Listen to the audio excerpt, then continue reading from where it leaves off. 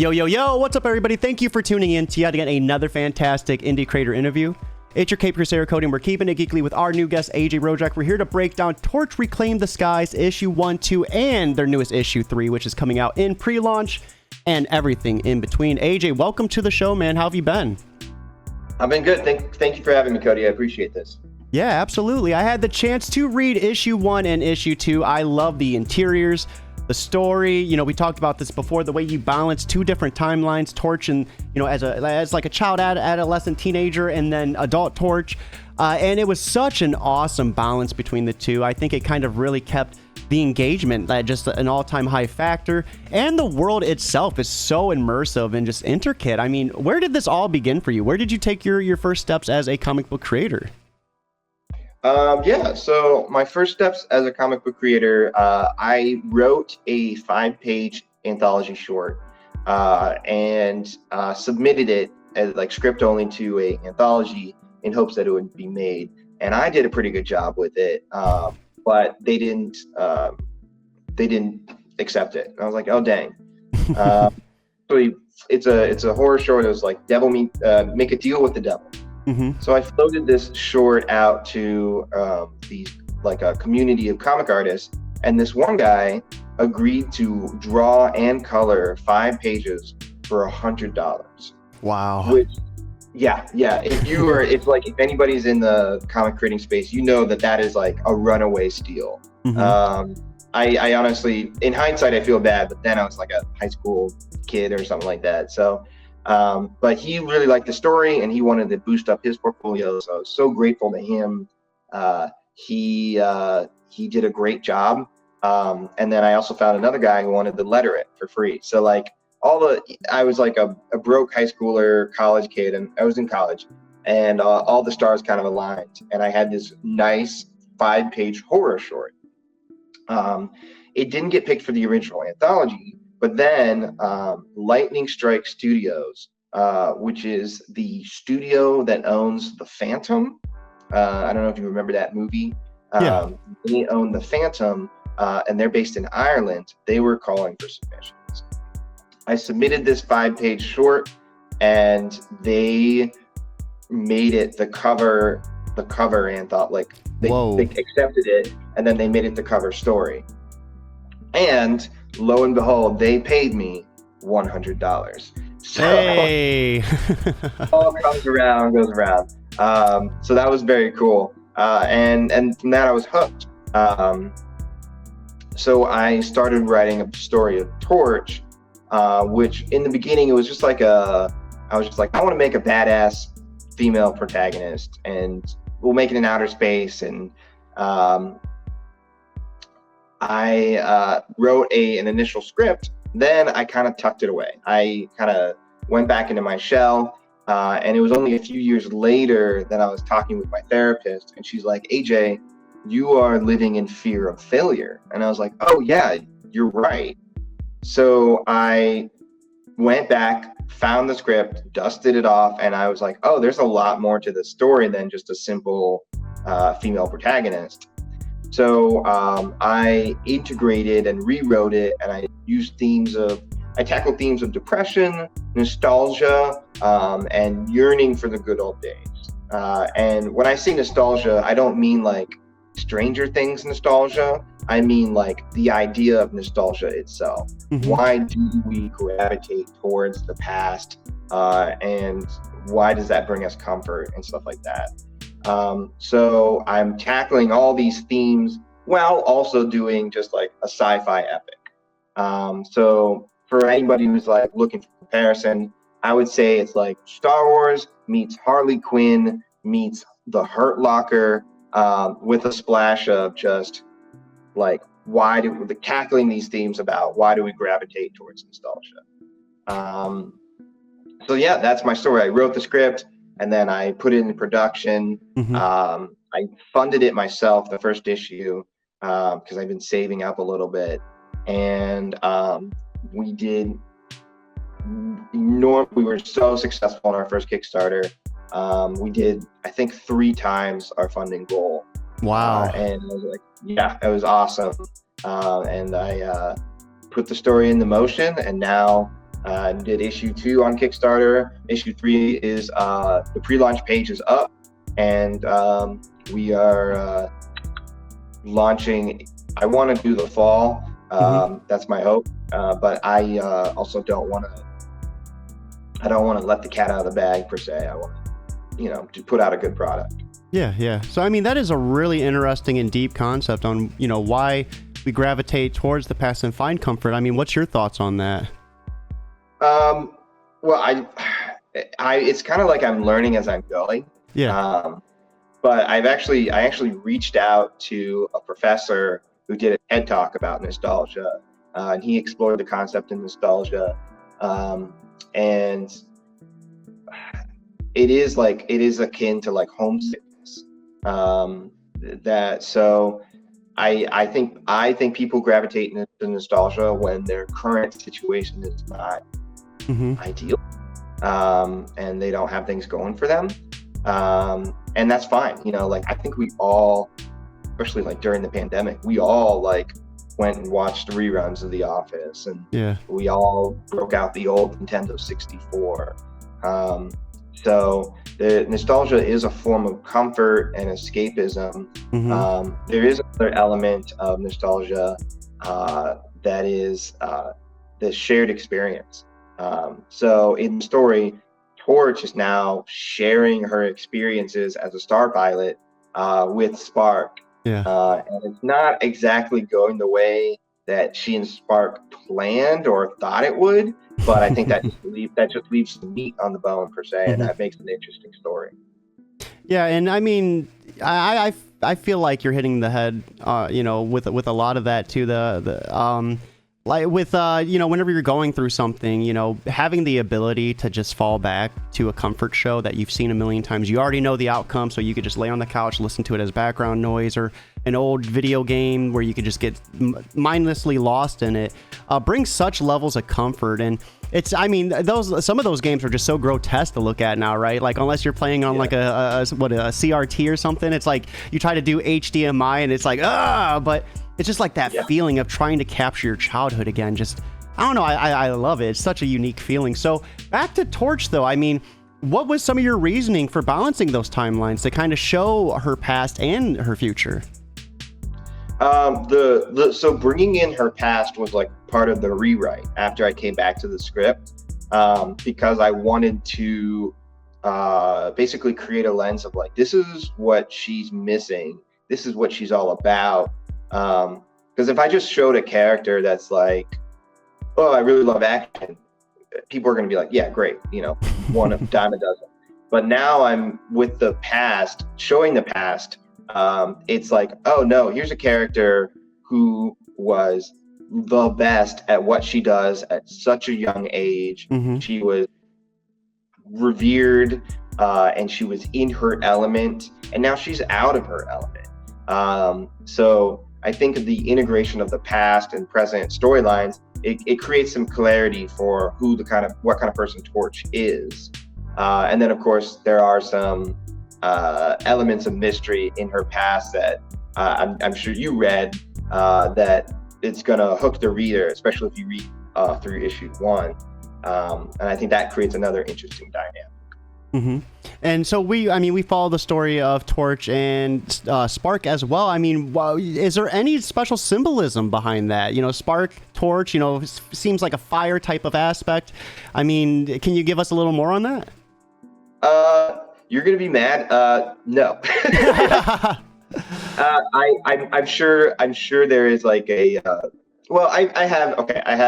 There is some symbolism there in that Spark literally prompted Torch to pursue her present day dream of exploring the universe. So literally, he sparked her joy. So yeah, it's a little. At the time that I wrote the first script, I was like, this is so. This feels a little bit on the head, a little like too obvious. But then. My editor at the time, David A. Byrne, who he's a publisher at Scout Comics, he was like, yeah, you know what? People like that. People like that clear symbolism, and it's a little cheesy, but it's clear, and people like knowing immediately what the symbolism is.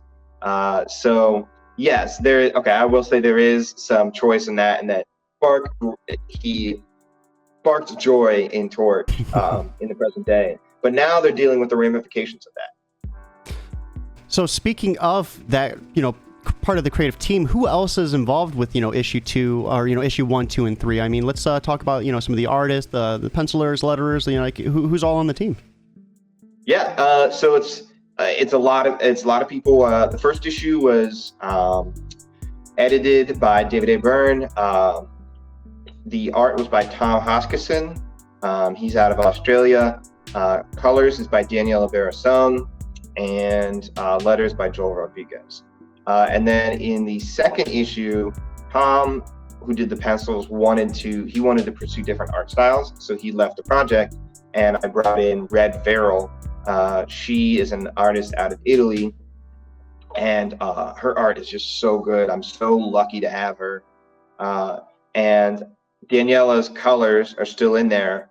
I am so lucky to have her as well, because she works great with me, and she also keeps the color consistency the same. So it's like the art change. The art change from 1 to 2 is, I would say, hardly noticeable in terms of style. I think because Daniela's colors are there, it's a nice cohesive transition.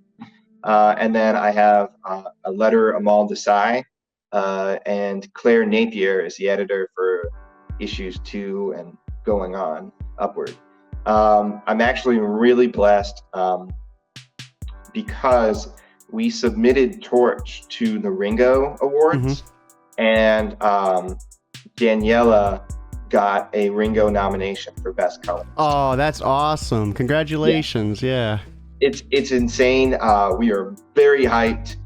For anyone who's not familiar with the Ringo Awards, it's like the equivalent of like the Golden Globes for comic books.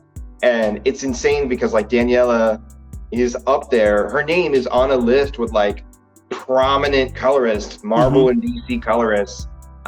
So to say that like Torch is like a Ringo nominated book, or Daniela's a Ringo nominated artist on our team, it's like a huge accomplishment. I'm actually going to the Baltimore Comic-Con to the awards ceremony, and I will, because Daniela is based in Italy as well. So if she wins, I'll collect the award on her behalf. That's awesome. So fingers crossed. If you are watching this, and if you are a comic creator, public voting is now closed, but comic creator voting is still open. If you're a comic creator, I please consider voting for Daniela.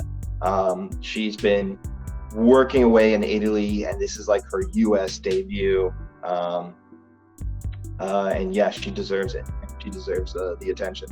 Absolutely. And speaking of something else that deserves attention, right here is the pre-launch for issue 3.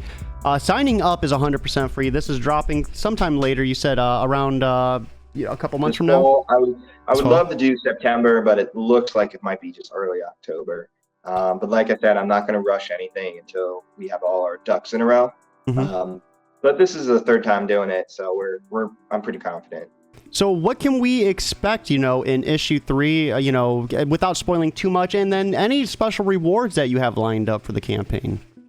So issue 3, of course, if you're new to Torch, highly encourage you to jump on the Kickstarter. You can get all caught up, like a bundle deal there. Issue 3 is basically dealing with the aftermath of the end of issue 2. They're in a sticky situation, and how they deal with it, you'll find out in issue 3. And then throughout the 3 issues, there are consequences for their actions, especially towards Spark. So they're going to be dealing with that, and there's going to be an element that part of it, basically. Oh, I'm like on a brain fizzle right now. Issue 3, there's going to be elements, new players in play, and you're going to see Torch in her element succeeding. Oh, actually, I'm sorry. I'm thinking about issue 4. I already wrote issue 4. In issue 3, Oh, basically, they're dealing with the ramifications of issue 2. But okay. it's a lot of emotional heartstrings. A lot of I shared it with my friend who's also a comic creator, the creator of Temerity, and she said, you need to breathe. You need to there's been a lot of action these last few issues. You need to stop and breathe and explore the consequences of these actions. Mm-hmm. And that's what issue is about. As for the Kickstarter, very cool, very excited. We have, because of the success of the second campaign, and because I've been actually trying to sell Torch and on my Whatnot page, which is like live auction page, we had a little extra money, and we got Nicholas Draper Ivy to do a cover. Okay, yeah. Nicholas Draper Ivy he's the DC artist that's doing Static Shock right now. Mm-hmm. So big name cover artist who's doing a variant cover. And then the other variant covers, they just look sweet, man. They look really cool. Probably the coolest run of variant covers. I mean, I love all my variant covers, but these are some oh man, I don't know which one I'm gonna choose. I might just have to get all of them. There's one by Flops Comics, which is like a vintage art style. Oh yeah, I love Flops. You know Flops? Oh Love yeah. Flops. Yeah, he did a cover for us. And then Lee, she's out of Poland. She did a really nice painting of Torch. It's very pretty. So we've got some cool variant covers. I'm exploring doing metal covers. So that might be like a one and done exclusive. Mm-hmm. But yeah, there's just been a lot going on. So we'll get that reward page up and singing, but very cool covers. Yeah, it'll be great.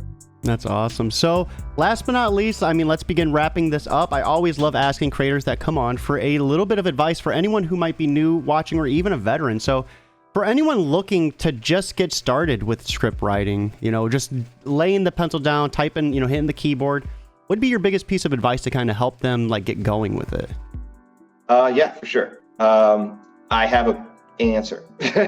I didn't have an answer after doing issue 1, but now whenever someone asks me, I have the answer. And the answer is this: start small. I promise you it will serve you in the end. Mm-hmm. Do not plot out a 12-issue run of your epic, your Homer and Odyssey. Don't. I promise you, you'll be okay. I tell people to start small. Start with a single issue one shot. And the reason why is because you are going through this learning process, and you are learning how to make comics as you are making comics. Mm-hmm.